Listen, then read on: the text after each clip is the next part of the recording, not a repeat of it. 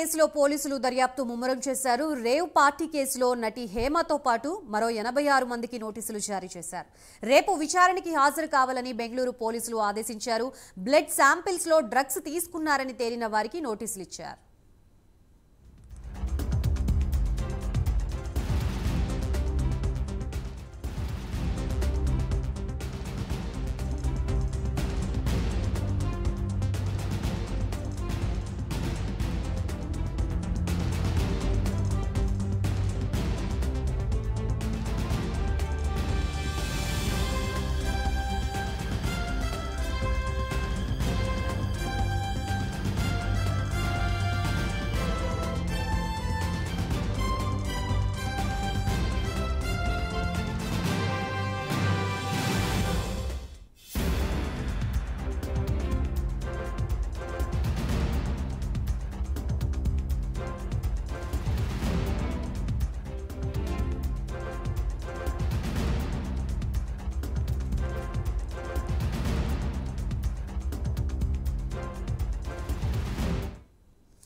Bengaluru rave party కేసులో పోలీసులు దర్యాప్తు ముమ్మరం చేశారు. రేవ్ పార్టీ కేసులో నటి హేమతో పాటు మరో 86 మందికి నోటీసులు జారీ చేశారు.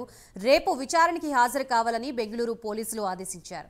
బ్లడ్ శాంపిల్స్ లో డ్రగ్స్ తీసుకున్నారని తేలిన వారికి నోటీసులు ఇచ్చినట్లుగా తెలుస్తోంది. ప్రస్తుతం ఇదే అంశానికి సంబంధించి మనకి పూర్తి సమాచారం ఇవ్వడానికి మా ప్రతినిధి కుమార్ సిద్ధంగా ఉన్నారు. Kumar, thank you Gayatri. Bengaluru rave పార్టీకి సంబంధించి ప్రస్తుతం ఏదైతే పోలీసులు దర్యాప్తు అయితే ముమ్మరం చేశారు. ముఖ్యంగా బెంగళూరు రేవ్ పార్టీలో ఉన్న వారికి ఏదైతే బ్లడ్ శాంపుల్స్ తీసుకుని వాళ్ళపై అయితే డ్రగ్ టెస్ట్ అయితే చేయడం జరిగింది.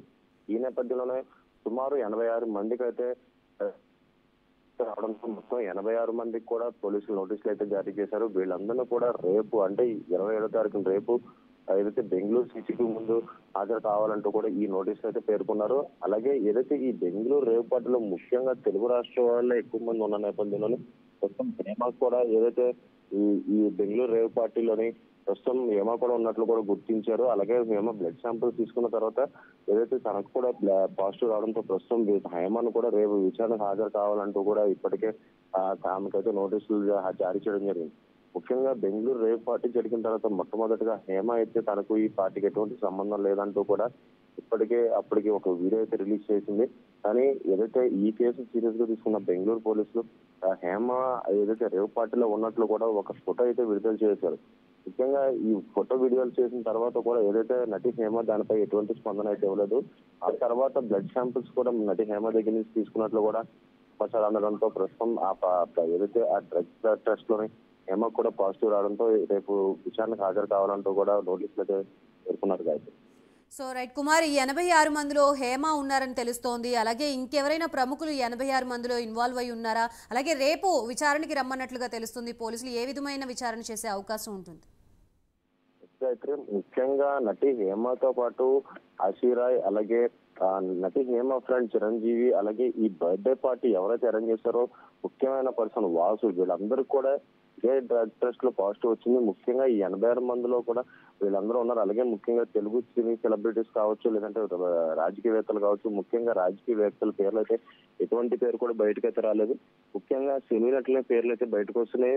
అలాగే మరొక పక్క ఏదైతే బర్త్డే పార్టీ ఏర్పాటు చేసిన వాసు ఒక క్రికెట్ బుకీ కావడంతో అతనుకున్న పరిచయాల్లోనూ కూడా భారీ పరిచయాలు అనేది తెలుస్తుంది. ఈ నేపథ్యంలోనే మొత్తం ఈ 86 మంది కూడా ఏదైతే ఈ పార్టీలో ఉన్నట్లు కూడా గుర్తించడంతో ప్రస్తుతం వీళ్ళందరూ బ్లడ్ శాంపిల్స్ కూడా తీసుకోవడంతో వీళ్ళందరికీ బ్లడ్ టెస్ట్ పాజిటివ్ అయితే రావడంతో ప్రస్తుతం వీళ్ళందరూ కూడా రేపు విచారణకు హాజరు కావాలన్నారు. అలాగే రేపు ముఖ్యంగా ఏదైతే ఈ డ్రగ్స్ పాజిటివ్ వచ్చిన వాళ్ళకి కూడా ఏదైతే కౌన్సిలింగ్ ఇచ్చే అవకాశం అయితే ఉంది. ఎందుకంటే ముఖ్యంగా ఏదైతే డ్రగ్ కేసులో ఎవరైతే ఈ డ్రగ్స్ వాడతారో వీళ్ళందరికీ మొట్టమొదటిగా పోలీసులు కౌన్సిలింగ్ అయితే ఇస్తారు.